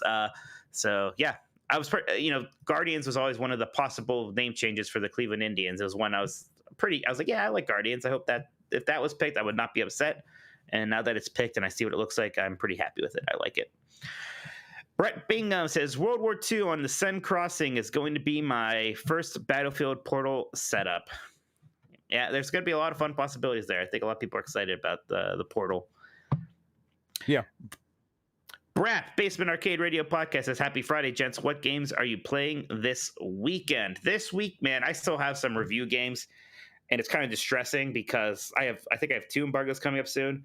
And I was like, okay, I'm going to beat this game first, then I'll start the other one. And I haven't beaten the first game yet. It's been way longer than I thought. I don't even think I'm going to have that one ready for embargo. And I just recently, last night, was like, okay, I need to stop, like, trying to reach this embargo because I'm not going to. I'm starting to resent the game for being, like, too long. And that's probably not fair. So I'm probably going to try to play some of the other game now so I at least have something to write for embargo. If I didn't have these embargoes, I'd like to be playing more Skyward Sword, honestly. I'm going to be playing a lot of Final Fantasy 14 because that's all I do. But I want to be playing more Skyward Sword, and I want to try Pokemon Unite. But I'm going to be working on these embargoes mostly. Yes, same here. I want to be playing more Skyward Sword and Pokemon Unite. I have an embargoed game that's coming up, not quite as soon as Mike's, but I'm enjoying that one. So I do want to keep playing that. And then there was some stuff that just popped up on Steam that I was actually thinking about maybe trying. Let me see here. I want to actually. Is it that game where you're a psychologist for Hitler? Is that the one you? No, I do not want to play Heal Hitler. I might try it out and like be like, is it possible to give this game a fair shake? But because it does seem whatever. It seems distasteful, but I don't know. It seems distasteful, right? Yeah. I mean, look, it should be given a chance, right? Like, it could be like the producers. It could be brilliant satire. Right. Exactly. I don't know. I don't know. Yeah. Death's Door and Samurai Gun 2 are probably some I'll spend some time with this week. Death's Door, everyone's praising that. I'm enjoying it, but I think I'm still too early to fully grok what people love about it. Jux09 says, Hey, Mike, how can you co-host with this madman? I get he doesn't like Kingdom Hearts, but now I found out from Nintendogs he does not like Mega Man X. Madness. Joking aside, keep up the great work, guys. Now, look, I agree with him. I understand why you don't like Kingdom Hearts. Not liking Mega Man X is actually just a wrong decision. Like, I don't know if I don't like it. I just said I don't get it. I don't get why it's one of the best games of Super Nintendo. It's not much to get. It's just brilliant. I don't know. I need to watch you play again because that just sounds like I'm probably just doing a wrong decision. I think you're just doing something wrong. Probably. I think or maybe just a bad person, a madman, like Chuck possible, says. Definitely. Deadly Virus Evo says, Jeff, what's up with Call of Duty this year? It seems like the kind of thing where, if there's any sort of troubles with development, it seems like there might have been some troubles this year. They are just going to keep holding it back until they know exactly what they have and how to talk about it. But also, Warzone gives them a little bit more of a leeway to hold that stuff back and say, hey, let's make sure we figure out Warzone because the Warzone's doing really well, and figure out Call of Duty Mobile. And as long as those things are going, maybe we can have something that's a little bit lighter in terms of the $60, $70 game that we're going to release. But I don't know. I think it's coming soon. I think we should hear about it very soon at this point. Yeah, well, although we do know at least some Blizzard announcements have been pushed aside for a while now. Exactly. So I don't know if that's going to impact this. Yeah. But yeah, they're going to have to announce it at some point. All right. Modo Mufti says, Hey guys, have you heard anything about a Sony summer event? Yeah, didn't they just do it? They did. I guess another one. An August event, if you would. Do you think there's anything else from them this summer, Jeff? I don't know. An event, I don't know if there's another event this summer. I think we'll get another big state of play as we get closer to the fall, probably. I mean, The only other thing they could do this summer is if they have a Horizon 2 release date, right? Right, exactly. And that might be a kind of thing where they just do That might be a tweet. That might be a tweet. It could be a state of play focused on just that game again, but they did one of those already, so I don't know if they would want to burn that again. To me, it seems unlikely we'll get another sort of big E3 style event from Sony. We know about most of its games, and now we're just in a limbo waiting for Horizon and what's happening with that game. So to me, it seems unlikely. Jared Helder asks, what's your take on Doodle Champion Island? Yeah, that's. I think that is the name of the Google Doodle thing. Okay, I was scared for a moment. I was like, "What is Doodle Champion Island?" Okay, so that's the it's Google been thing. fun. I'm enjoying it. It's cool. It saves your progress too. So if you leave it and like close the window and come back to it and click it again, like you just pick up from where you left off. I bet that's not like a cloud save, so you probably have to pick it up from the same device. Don't forget, remember Pokemon Go started as a Google Doodle. Remember that? That's right. Yeah. So who knows what like can come of this? The map game. Yeah. I mean, this is. I totally feel like they could release almost what they have here, like on the Switch for like $10, and it would do fine. Brett Brigham asks, if Microsoft finally buys Sega, I want an Xbox and Nintendo Mario versus Master Chief at the Olympic Games in exchange for Nintendo using Sega characters. Somebody asked you this on Grubb's Next. Do you really think Microsoft is going to buy Sega? That seems really far-fetched to me. Yeah, not anytime soon. If that's something that ever happens, it's not like in the works right now. So, I feel like just the cost of owning Sonic would be pretty exorbitant. Yeah, you're right. That's like a major character that has like a ton of IP value beyond video games. So yeah, like that would be an expensive purchase. I guess, you buy it and you say, hey, yeah, sure, we're spending some money here to like get Sonic, but also we're spending the money so that you can stop trying to manage this company, so you could just take the payday and go home if you want. But I just don't think it's not in the works as far as I know, and I think it's unlikely to ever really happen. That's just a lot. I mean, I feel like there's probably more people who work at Sega than even worked at Bethesda, and maybe I'm basing that off of nothing, but Sega is also Atlas and all these other teams. Right. I don't know. That seems a little big. I feel like if they want a Japanese company, there's probably smaller but better options there. And then Gaming Forte just says, have a good weekend, gentlemen, and happy gaming. Thank you, Forte. Yep, thank you, Forte, man. Thanks for showing up. I appreciate you watching. Brad, I know you weren't asking about Sega. I know you were joking. I see you in chat, but I wanted to ask Jeff about this because like I'm hearing people talk about it and it's weird. I'm not saying that you're silly for thinking that they're going to buy Sega, because I don't think you really think they're going to. Anyways, Jeff, what about our Discord? What do they have to say this week? Yeah, all right, we got to deal with some real shit hit this week. Really? Yeah, all right, Benji Bop just starting off with a real heater. I'm going to be mad about this one.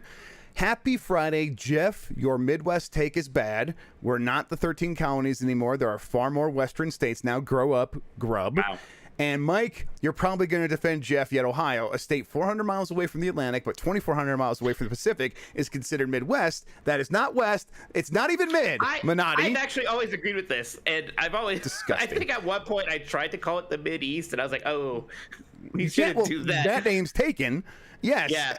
So I like thinking of it as like a Great Lakes state. But yeah, Ohio is just awkwardly in between like the East Coast and the Midwest. So I do like it's just Ohio, just the Ohio territory. That's where we are. It's okay.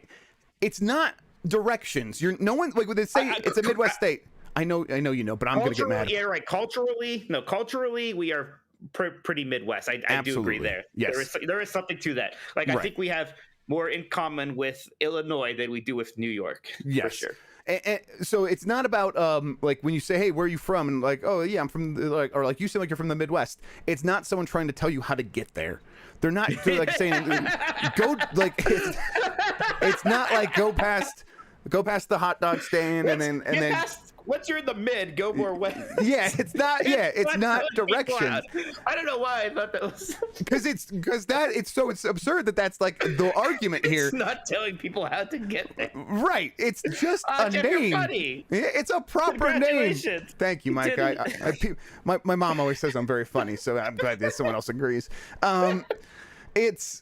It's not, it's just a legacy name, but it's a name that still applies because it's about a culture. It's describing the way the people are and they behave and they think and sort of what part of the country behaves that way. It's the Midwest. It's not telling you anything about the actual specific location of the. I get it. Like, it's hard to disassociate that stuff, and the name was definitely decided before they realized how big the United States was. I agree. I understand all those things, but once it's the name, and you could try to change it, but that's... I think he's calling for a YouTube poll. What should the poll actually be here? Is Ohio in the Midwest, or is something else here? I will not make that. If anyone votes no, I'll just lose my mind. Okay, It's just factual. Like, that's just a fact.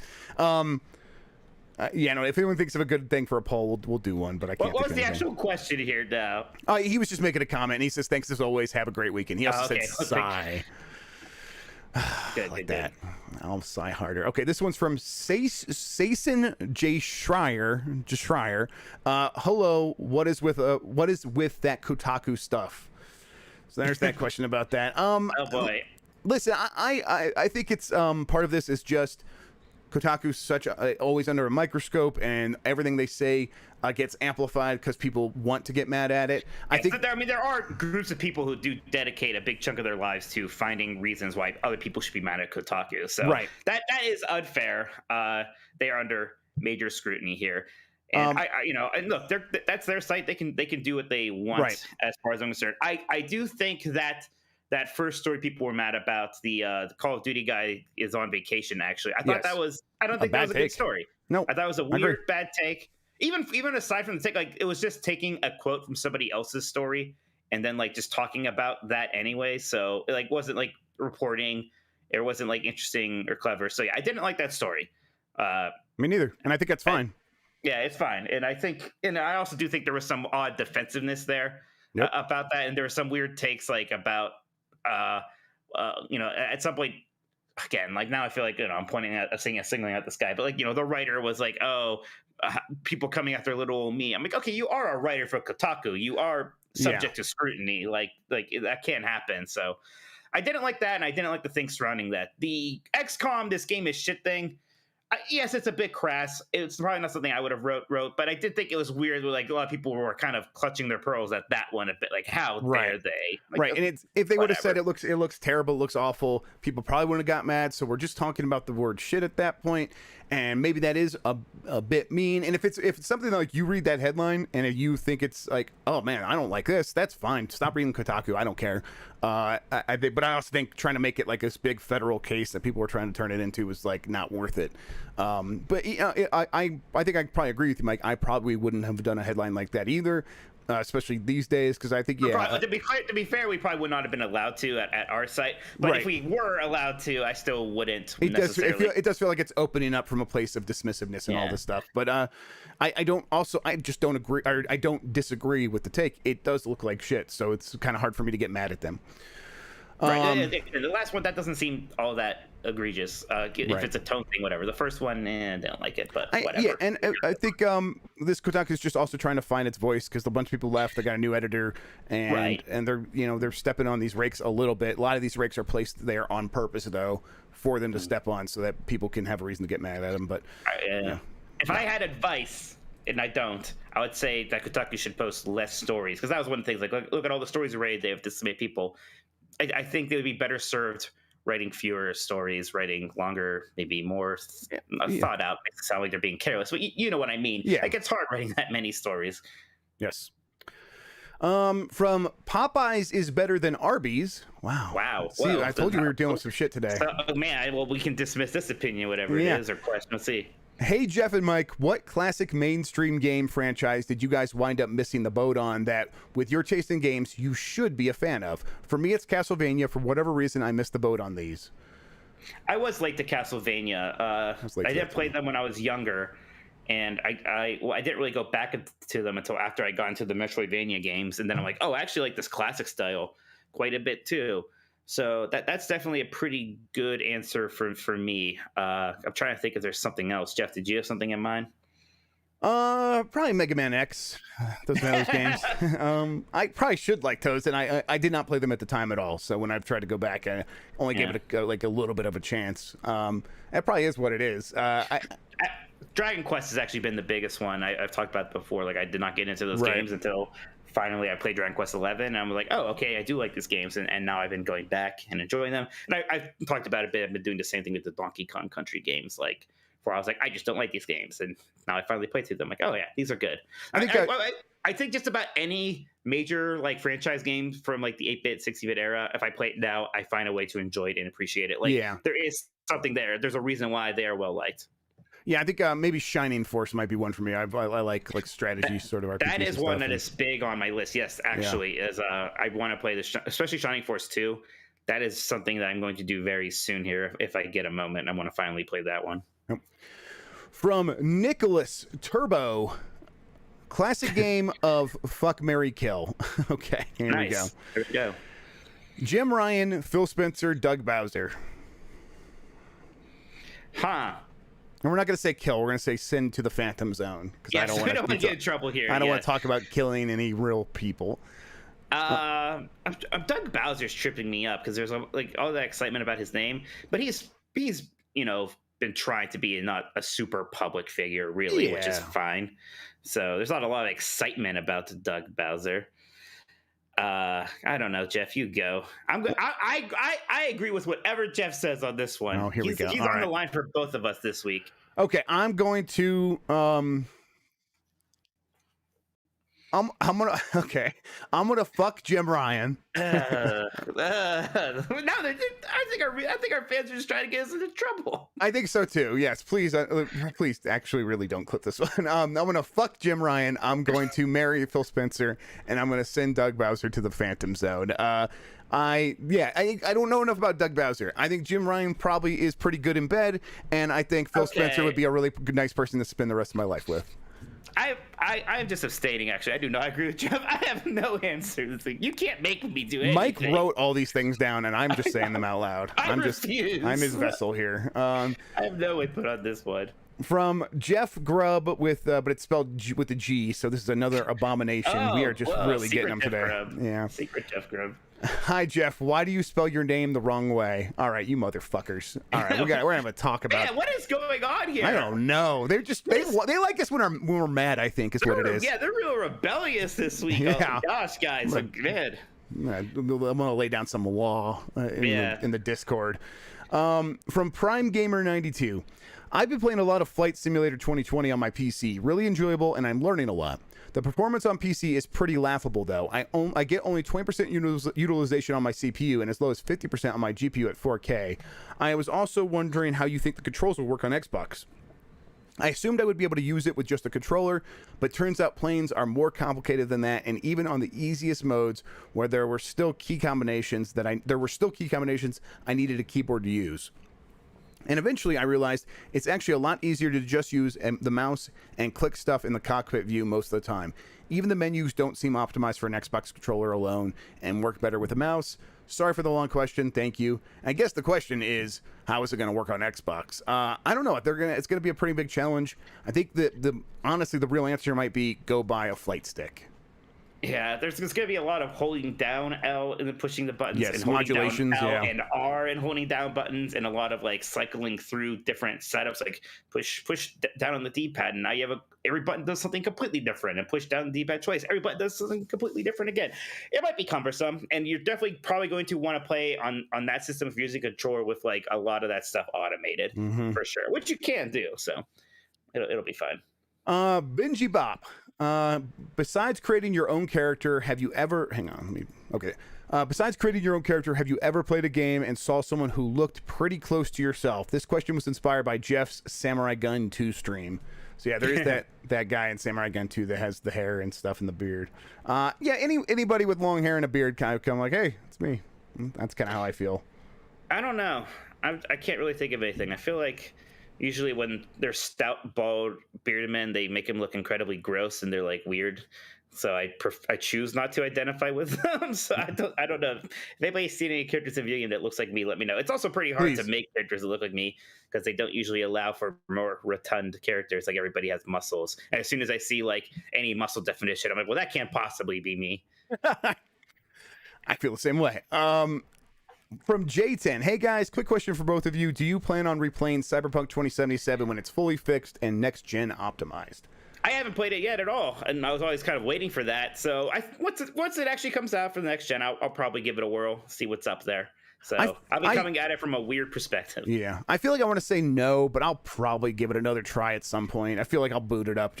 I might still have it installed on one of these machines, and maybe I'll just boot it up sometime. But I'm not going to do like a full real ever like playthrough of that game ever again. It's just not enough fun for that. Nick Turbo, Broke, this game is perfect for Switch. Woke, this game is perfect for Steam Deck. I think there's something to that. I think we'll see how that goes. I think games like if Star Wars Jedi Fallen Order is a good example of games that run well on Steam Deck. I think like that level of game where it's like it came out a few years ago now. It was a full 3D AAA game when it came out, and it works well on the Steam Deck, and it wouldn't run it all on the Switch. That will be perfect for Steam Deck. Well, those Final Fantasy Pixel remasters aren't coming to Switch, so I guess they're perfect on Steam Deck. Oh Jesus! From Did you see that there was like something recently where there's a Japan interview where they asked him about that, and they're like, "Oh, well, if there's a demand, it'll come out on the Switch." Like, what does that mean? Of course, there's demand. I'm seeing demand everywhere. Demand as far as the eye can see. And also, like, how do you need to wait? Was there really a mean well, we don't know. People will buy this on Switch, the most popular platform in the world right now. So let's wait. Let's be real. I don't get it when companies say stuff like that. Yeah, they have to be lying, right? It's lying. They clearly want people to double dip and buy it again later. That can be the only actual explanation. So, fuck you for lying. Yes. Basically, there. Yes. It's annoying. Either agree. you're incompetent or you're a liar. So I don't know. I'm mad about that. Both are pretty bad and worth getting mad at because that's just a really asinine statement. From Charles. Thanks for the Switch advice on Tuesday. If the PS5 is getting a revision, do you think Microsoft... Oh, okay. So thanks for the Switch advice on Tuesday. You're welcome. If the PS5 is getting a revision, do you think Microsoft might...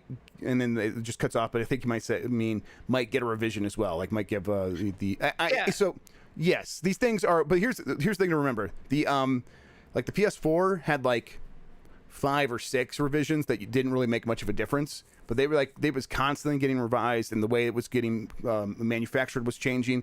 These things happen all the time, and they will continue to happen throughout this generation. The Xbox will get a revision like the PS5 is getting. And if people are wondering what revision, there is a version of the PS5 that people found that is like 200 grams lighter or something like that, and it has a screw now that's like a thumb screw instead of a screw you need a screwdriver for, so people will use the actual stand that they ship it with.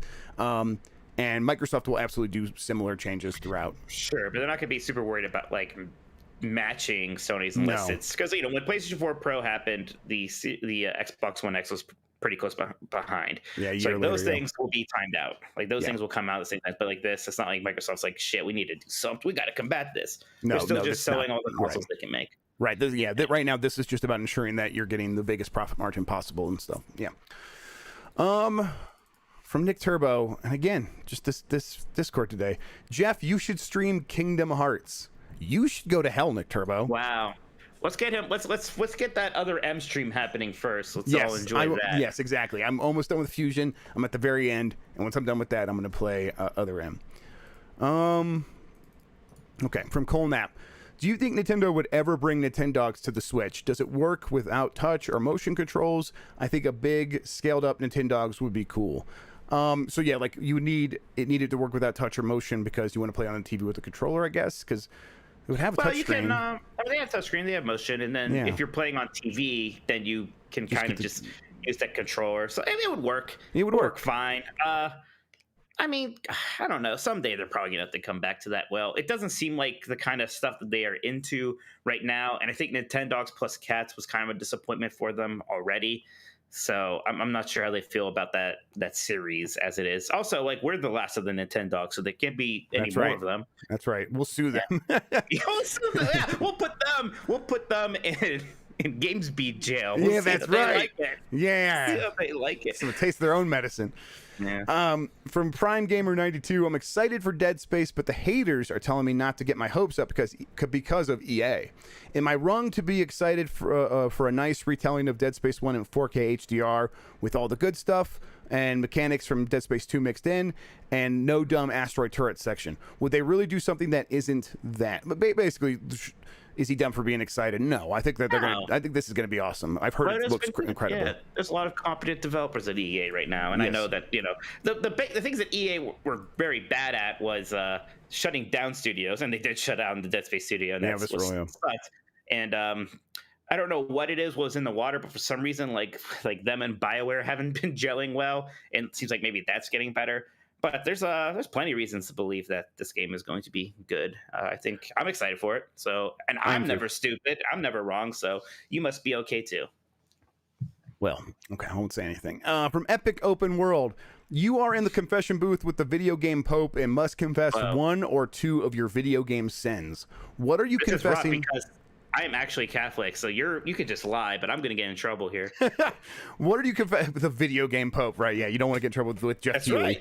Right. Anointed by God, Jeff. Video game spokesman on Earth. What are you confessing before you fist fight him out of embarrassment, like the end of AC2? Okay, so he's got an example here. Mine, I have never completed a Castlevania game, which I will correct with purchases made during the Xbox game sale happening right now. The Castlevania Collection, Symphony of the Night, and the first Lords of Shadow games are now to be played. All right, Mike, do you have any sins? Oh my God, Nick Turbo's just sending another one. I think that I never beat the point-and-click adventure game, The Dig, and I played all the other LucasArts adventure games religiously, and I felt really insecure about it, specifically to my older brother, that I hadn't beaten that one. So one day I was sick from school, and I just told him, like, I played through the whole game that day. So just I could be like, yeah, I played through all of those. I watched him play it, so like I knew everything that happened to it, but I just never did the clicking myself. So I constructed an elaborate lie, and I am riddled with guilt about that. Yeah, I'm like, it's tough for me because I'm not watching. A big thing was like not having like a PlayStation and PlayStation 2 or like close enough to launch and like waiting years and years to get them, so I missed out on a lot of games. But I've gone back and played a lot of them. Like I'm like trying to like see like, oh, what were some PS2 games I missed out on? I'm like, no, I actually ended up playing a lot of these PS2 games, and nothing really sticks out to me as like being an embarrassment anymore.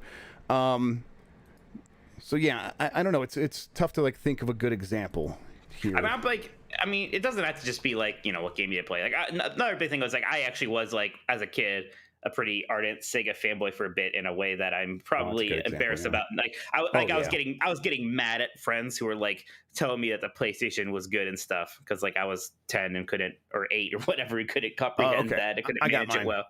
Okay. All right, I was on the IGN forums. And like right when the Xbox was coming out and stuff like that, and this one person was like, hey, I'm gonna start the gaming sages, and we're all gonna put gaming sages in our profiles, or like our signatures on each post or whatever, and we're gonna be people who are like above the fanboy wars and stuff like that. And I'm like, oh, I want to be a gaming sage. That sounds cool.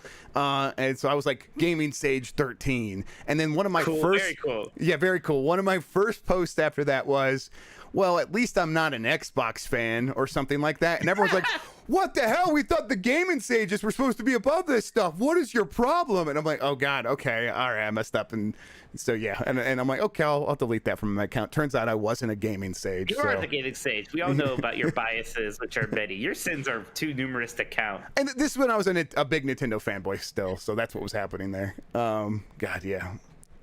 All right, there we go then. Yep, from Epic Open World. Saw a news story this week that Taco Bell, due to shortages, might have to change its menu. Rip Dan Reichard. Yeah, sorry for him.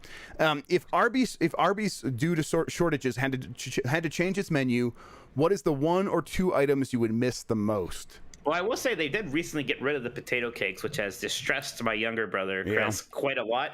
Yep. So yeah, those need to bring back. I mean, gosh, I'm such a basic Arby's bitch. My favorite thing there is our roast beef sandwiches and curly fries, which I think are pretty safe. So I feel fine. Like those are like, gosh, those are okay. They've had a white cheddar mac and cheese that is like on the menu, off the menu, on the menu like last year. Like I just want that to come back and to not go away again. I don't want them to hurt me anymore. So. But gosh, yeah, beef and cheddar is up there. But I guess my two is just, you know, if they got rid of roast beef sandwiches and curly fries, it wouldn't really be Arby's anymore. I'd be pretty distressed. Yeah, if they got rid of like the market fresh stuff, like the turkey and I think it's like a turkey bacon club Doesn't sandwich. That have lettuce on it though? Oh my God, it's not for me. It's because it's what my wife really likes. So like we can get Arby's relatively frequently because she's like, oh yeah, I love that sandwich. So I'm like, oh okay, cool, yeah, let's go get it, and I'll get you one of those. And she's like, great. And I'm like, oh great, and I can get whatever I want. And then for me, it would be the buffalo chicken sandwich, because there's not a lot of places that have like a decent buffalo chicken sandwich you can get from a drive-thru. Yeah, you know what I like, and I hope that they don't go away, are those sliders, because like Yes. you know, I don't want to get a second sandwich, but sometimes I'm hungrier than normal. Right. I'm like, give me a buffalo chicken slider. Right. There we go, a little extra little bite there. Because normally I will get like a second sandwiches at other places, because I won't get fries, because I find that like after I eat a bunch of fries I feel terrible. But I love the curly fries at Arby's so much I never skip out on them, so I'm like, can't get a full other second sandwich. Have you tried those crinkle cuts yet? I haven't. No, are they good? They are good. They're salty, which I like. I like salty things. I wonder they might be too salty for some people. I like them, and sometimes I will get them. But I mean, you know, you already have curly fries, right? So you're already king. Right. Yeah. Yeah. You're not gonna be without if you have to settle for curly fries. Jimmy DeBra, was it your anti-Sony bias that made you get Yuji Naka fired for Balan Wonderworld so he can go to Microsoft to make the next Banjo game? Yes, that was the plan all along. Yep. With that Kotaku stuff, there was a larger like discussion about like journalists and the relationship with like PR and these game developers, and it is complicated. Yeah, and it is. I was like, you know, it's like we're in contact with a lot of these people now, so we know them. And as humans, we don't want to be mean to people. Nope. We want to like people and be nice to them, but it is ultimately like we don't work for them. We're going to be honest about things. Mm-hmm. We'll try not to be mean spirited, but sometimes, like, I don't know, I'm a human. It can come out that way. I do feel bad about laughing at Yuji Naka being fired at Square Enix, though. Yep, it's something you've clearly carried with you ever since you've done it on this podcast. I just cackled out loud again because at that point, the whole thing had just become a joke. Right. The whole Balan Wonderworld thing became a joke. And at that moment, maybe I should have been a slightly more tactful. But then you said you wanted to fuck Jim Ryan? Wow. No, I did not. You weirdo. Can't believe it. I'm going to have to do something about Mike, everybody. I'm sorry about him. So I'll tell you what, I don't blame Yuji Naka. If for some reason he ever heard if he didn't like me. But look, Yuji, I got my Sonic doll. See how I'm a faithful fan? He probably, maybe he resents Sonic now. Yeah, maybe. Maybe it's a bitter reminder of his where's glory your days. Billy Hatcher doll? That's a good question. From Louis Patelli, happy weekend, fellas. It's time to choose your gaming destiny. Buy one, rent one, and throw one on the trash heap of the universe forever. The Sega Genesis, the Dreamcast, and the Wii U. Oh. I feel like one of these is pretty safe. But yeah, go ahead, Mike. Yeah, okay. I'm going to... I love the Dreamcast, but it doesn't have that many games on. So I'm going to keep the... Was it keep, rent, destroy? Is that the formula here? Basically, gonna keep Genesis. Genesis, fantastic. Gonna rent the Dreamcast, which I actually did rent a Dreamcast back when you could. Before it came out from Hollywood Video. I've rented a Dreamcast before, and it was a lot of fun. So sure. And get rid of the Wii U. Who cares? Yeah, I do think it's weird when people try to Dreamcastify the Wii U. Like, it is not that. Like, aside from the fact that it was also a failure, it is not a Dreamcast. I'm not gonna... I think that if all the Wii U games hadn't been ported to the Switch, I think it'd be very different. The only way I can play Mario 3D World, right? I think if you line up the releases, I think Wii U looks pretty good next to the Dreamcast. But we don't live in that world. We live in the world where I can play Mario 3D World on my Switch, so I'm fine to let the Wii U go in the trash heap forever. Although I don't hate it at all. I'm gonna keep the Dreamcast and I'm gonna rent the Genesis. I like Genesis, but like going back and playing those Genesis games, I didn't grow up on the Genesis, and most of the time I'm not like, I never come away from anything being like, and that was a great, that was like a best game I've ever played sort of thing. And Dreamcast games, I'm like, I do actually like a few of those games quite a lot, like Echo. Echo's really good and stuff, but yeah. See, I think I'm just more interested in the Dreamcast than the Genesis I grew at up this with point. Genesis, and I've been having a lot of fun the last couple of years. Just like, oh, these are the good Genesis games I didn't play, and then I played them, and they're great. Like Shinobi 3 and stuff like that. Shinobi 3 is good. Yeah, but it's a game that like I feel like is a perfect rental as well, because Shinobi's kind of, I don't know, short maybe. I mean, all those games were until they realized we have to make them stupid hard just so that kids don't like rent them once and beat them and never buy them, and then they all got worse. So no, Shinobi 3 is fine. Don't say anything bad about it, or I will get you. It's a good game. Finally, from Nick Turbo, Kingdom Hearts is a great game. Yeah, I agree with that. I think that Jeff's just Jeff doesn't like Mega Man X, so he's an unrefined idiot. He doesn't like Hollow Knight, Kingdom Hearts is so bad. Hollow Knight, a game that is scientifically more popular than SteamWorld Dig. Oh my god. Yeah, he just has a lot of bad opinions. I don't want to talk to you anymore. Let's finish this stupid podcast. What have you been playing? Whoa, no, we got some more super chats. Oh, okay. All right. Never mind. I want to talk to them. What's up, everybody? Yeah.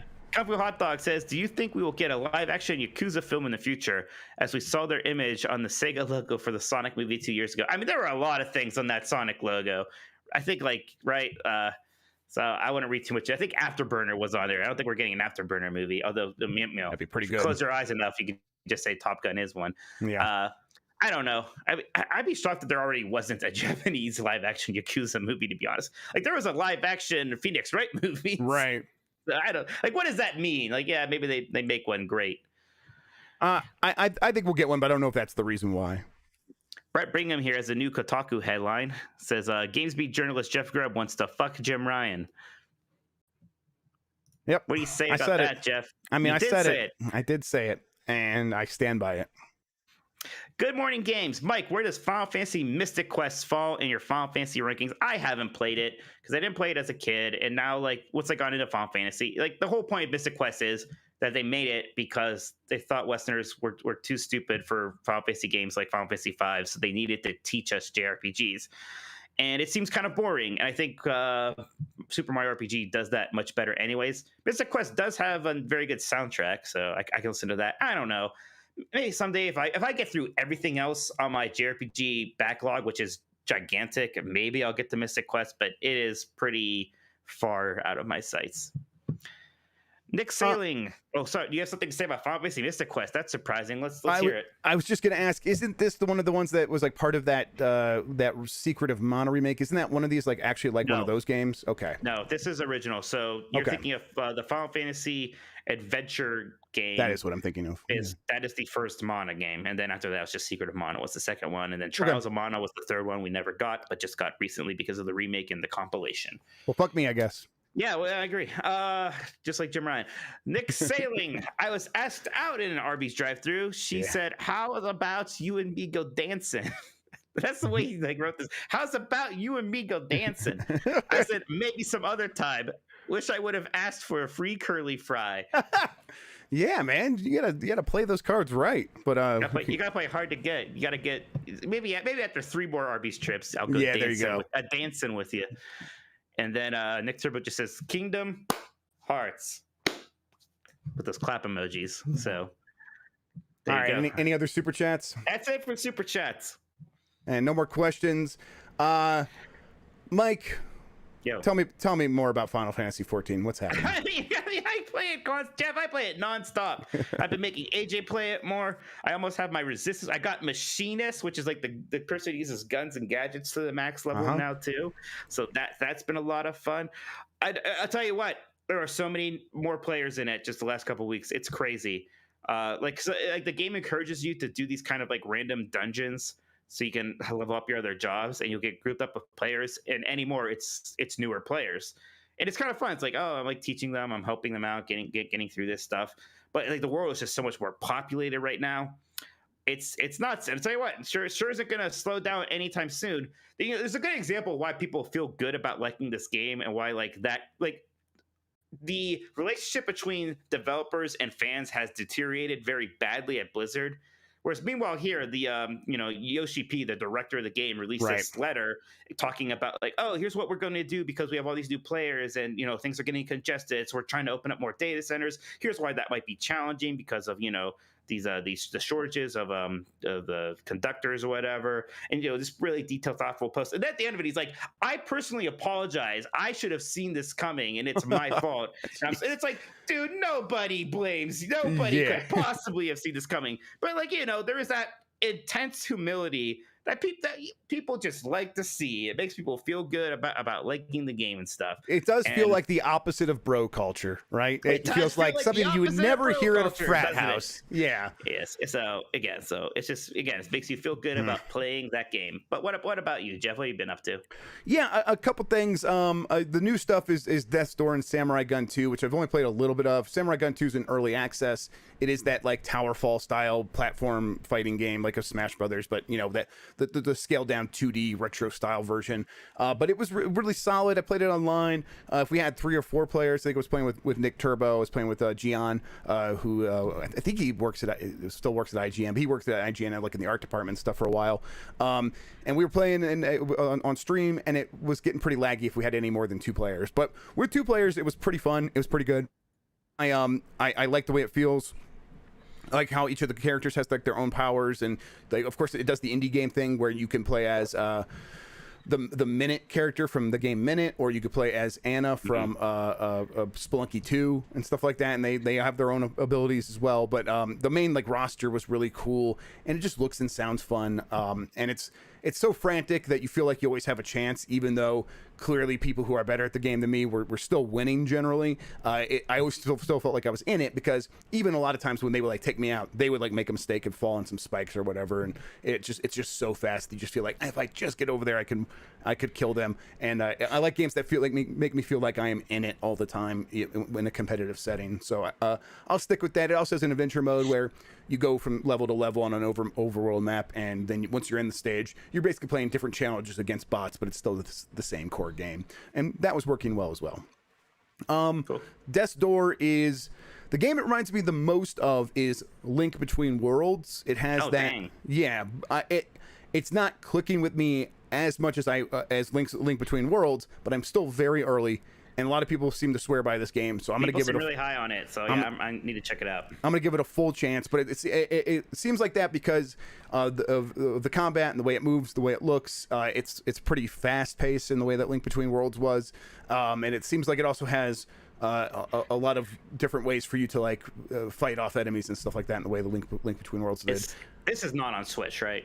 No, right now this is on PC, and it's exclusive to Xbox, but not on Game Pass. So kind of a weird one-off instance. But would have been a good Game Pass game. I think so, yeah. I mean, what wouldn't be? But I think the game seems really solid. Seems like it's going to do pretty well. You play as like a little raven, so I like the character. Yeah, I feel like I do feel like it is just kind of throwing me in and saying just go, and I like that part of it. But I also don't know exactly what I should be doing or where I should be going at all times. So I'm just kind of exploring, and that's okay to a certain extent. But I feel like I just haven't hooked on to the core conceit of like, this is how I'm going to be progressing through this game. And once I think I get that, I'll probably be much more into it. And then I was testing out of Marvel's Avengers for because it got it got FSR, which is like basically DLSS but for AMD, and it works on NVIDIA cards. Whatever. I wrote about that. You could check it. I also have a video about that. So if you're on YouTube, you could check that out. It's a good head-to-head comparison to see like how those technologies work or whatever. But I was playing Avengers, and I'm like, I'm into Avengers. I'm like enjoying this. I'm having fun playing this game. And so I never beat the main campaign, but I was like at a certain point just like stopping. Like I was no longer just testing it out, and I was just trying to like get through a level. And I think I'm gonna like keep playing Marvel's Avengers and maybe check out some of this new content. I think wow, you think you'll never play it with me? What? I can't hear you breaking up. Play it with me? What? I just can't. I'm not sure what you're saying. Oh, it's a joke. Yeah, fuck you.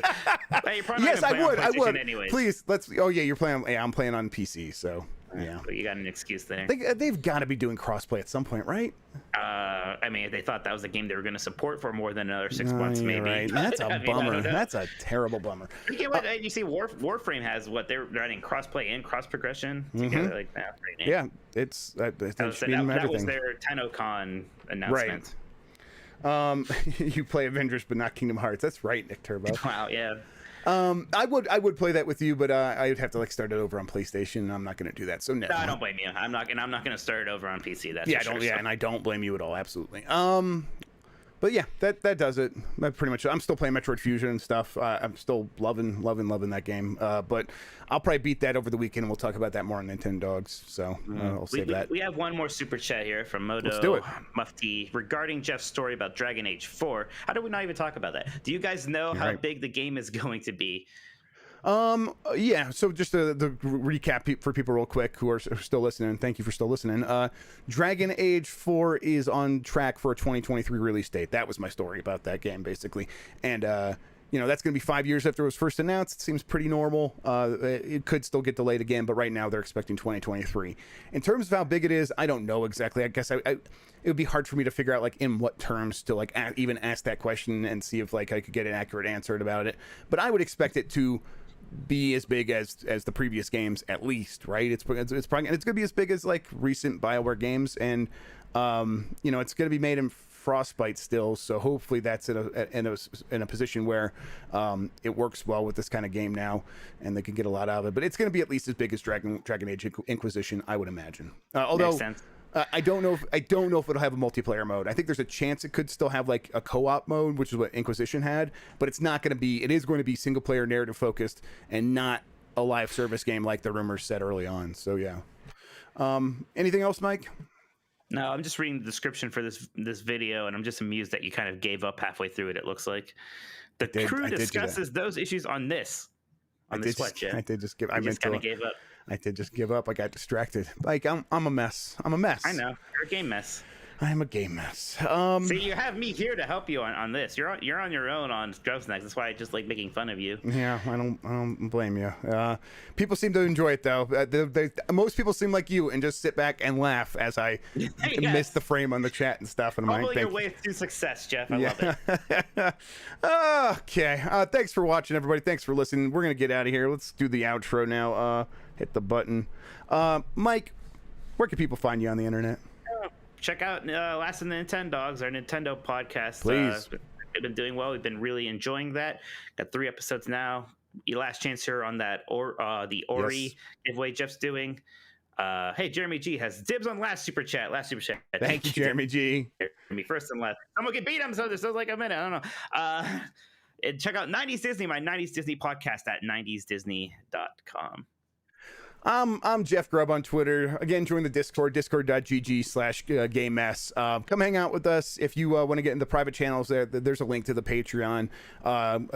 You know what? I just added annual options to the Patreon. So if you're someone who likes to just pay all up front, we just got someone who just joined that way. So I know some people prefer that.